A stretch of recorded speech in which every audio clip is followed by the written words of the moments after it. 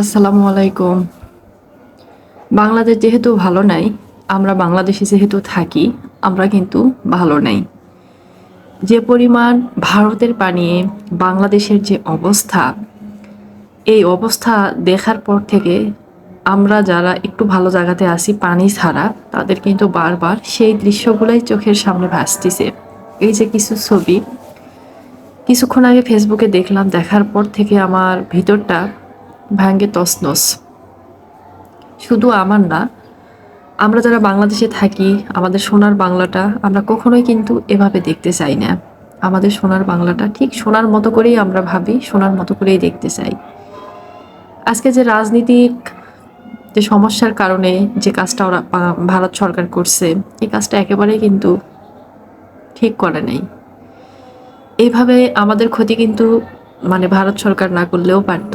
অনেক মানুষের কিন্তু এখানে অনেক ক্ষতি, অনেক জীবনের বড় বড় ধাক্কা তারা সামলাচ্ছে। ২ তলা পর্যন্ত পানি চলে গেছে। যাদের ২ তলা বাড়ি তারা ছাদে পানি উঠতেছে, তারা হয়তোবা কোথাও মসজিদ, মাদ্রাসা এগুলোতে হয়তোবা স্কুলে, শিক্ষা প্রতিষ্ঠানে হয়তোবা আশ্রয় নিচ্ছেন। এটা নিয়ে আর কতক্ষণ বা চলবে? একটাবার চিন্তা করে দেখেন তো। একটা বাচ্চার ছবি দেখলাম, আমার দেখার পর থেকে আরো কষ্টটা বেশি বেড়ে যাচ্ছে যে কি হচ্ছে এটা।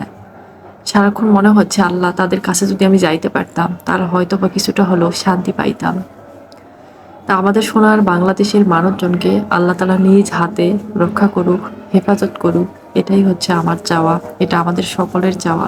যে যার জায়গা থেকে পারবেন তাদেরকে সাহায্য করেন, আর ৫ ওয়াক্ত নামাজের সময় দোয়া করেন। এটাই হচ্ছে বড় কথা।